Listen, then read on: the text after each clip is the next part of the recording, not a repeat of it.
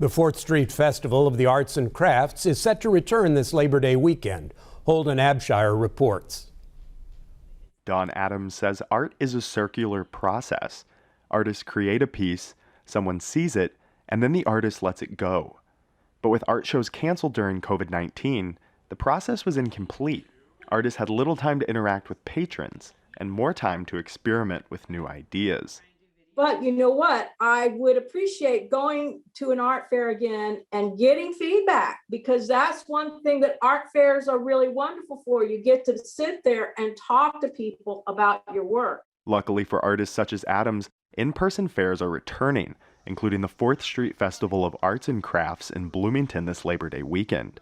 The festival is downsizing from 125 to 80 artists in order to provide at least 10 feet between each booth. Spoken word and music stages will be virtual. You might see totally different bodies of work, and because it's been a shakeup in terms of who applies, it'll be a really different looking show. So for the patron who comes, it'll be interesting. Adam says a lot of older artists retired during the pandemic, but others took time to experiment and expand their craft, like potter Rebecca Lowry. Lowry is vice president of the 4th Street Festival and works out of her home studio. She began doing wholesale orders during the pandemic in order to provide a second income. Lowry uses old designs for wholesale, but says she still had time to expand her style.